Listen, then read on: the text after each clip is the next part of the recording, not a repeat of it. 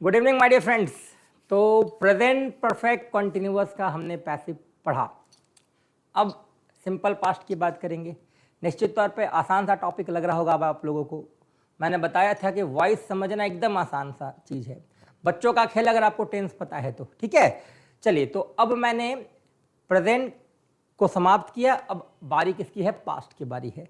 आज हम लोग सिंपल पास्ट पढ़ेंगे। फिर से वही बात, अगर आप पैसिव वॉइस पढ़ रहे हो तो दिमाग में बस दो चीज़ रखना है, जितना भी पैसिव है आप उसमें भी3 का प्रयोग करोगे।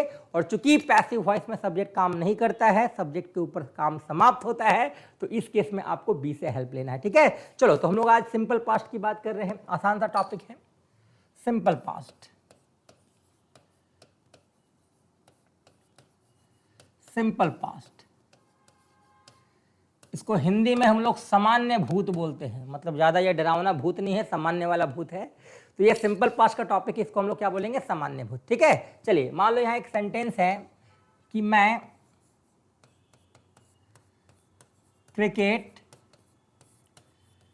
खेलता था।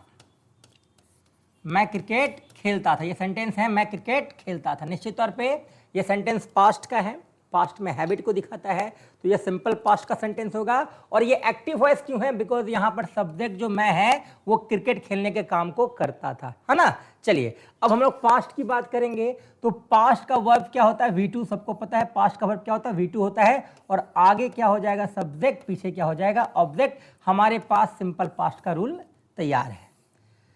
तो ये सिंपल पास्ट का एक्टिव वॉइस है। सिंपल पास्ट का ये क्या है? एक्टिव वॉइस है। क्यों एक्टिव वॉइस है? क्योंकि यहाँ पर जो सब्जेक्ट है वो काम करता है।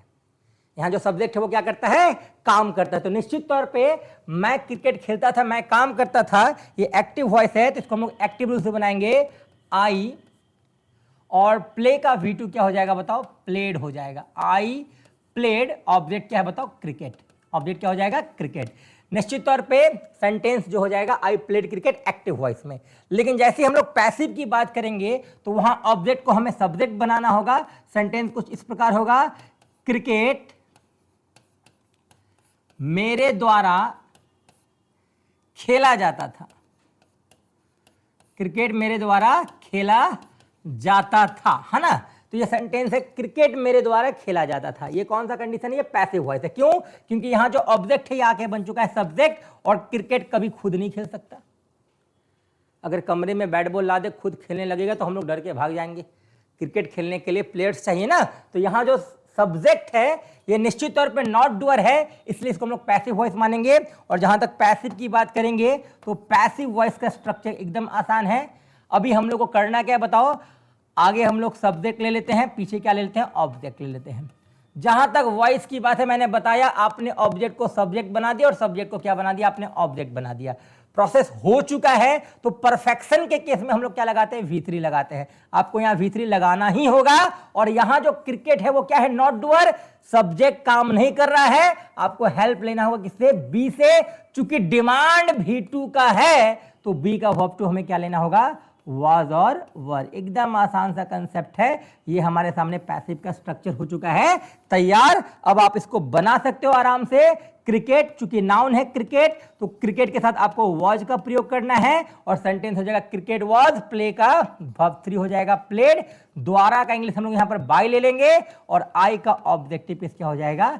मी हो जाएगा। एकदम आसान सा कंसेप्ट है। आप आराम से किसी भी सिंपल पास्ट के पैसिव वॉइस को इस प्रोसेस से बना सकते हो। फिर एक सवाल बच्चे पूछते, सर क्यों इतना कचकच? सर आप सेंटेंस लिख रहे हो मैं क्रिकेट खेलता था, तो भाई इस सेंटेंस को क्यों लिखना क्रिकेट मेरे द्वारा खेला जाता था? आप एक्टिव से ही काम चला सकते थे। पैसिव पढ़ने का जरूरत क्या है? मैं फिर से बता रहा हूं, पैसिव पढ़ने का जरूरत है क्योंकि बहुत सारे इंग्लिश में ऐसे वाक्य होते हैं जो पैसिव में ही होते हैं, और उसी के लिए हम लोग को इस स्ट्रक्चर की जरूरत होती है। उसी के लिए इस स्ट्रक्चर की जरूरत होती है। जैसे अगर एक सेंटेंस की हम लोग बात करें, गांधी जी का जन्म 2 अक्टूबर को हुआ। गांधी जी का जन्म 2 अक्टूबर को हुआ, तो हम लोग क्या बोलते हैं? Gandhi ji was born. Gandhi ji was born on 2 October. बहुत लोग तो बॉर्न को V1 समझते हैं। आपको समझना है यहां बॉर्न जो है वो बियर का वर्ब 3 होता है। बियर, बोर और बॉर्न। तो माइंड में बैठा लेना है कि गांधी जी का जन्म एक्टिव वॉइस नहीं हुआ। गांधी जी खुद नहीं ना जन्मे भाई, तो बहुत सारे ऐसे वाक्य होते हैं जहां पर पैसिव का कंडीशन आता है, उसको एक्टिव में आप नहीं बना सकते हो, उसी के लिए आपको पैसिव का स्ट्रक्चर पढ़ना पड़ता है। समझ में आ रहा है? किताबें छापी गई, बुक्स वेर प्रिंटेड, तो ऐसे ही वाक्य के लिए हम लोग को पैसिव पढ़ना होता है। जरूरी नहीं है कि आपको एक्टिव से ही पैसिव बनाना है, कुछ वाक्य पैसिव में ही होते हैं और इसलिए हम लोग को पैसिव पढ़ना बहुत जरूरी है। बहुत बहुत धन्यवाद। नेक्स्ट वीडियो में हम लोग पास्ट कंटिन्यूअस के वीडियो के साथ मिलेंगे।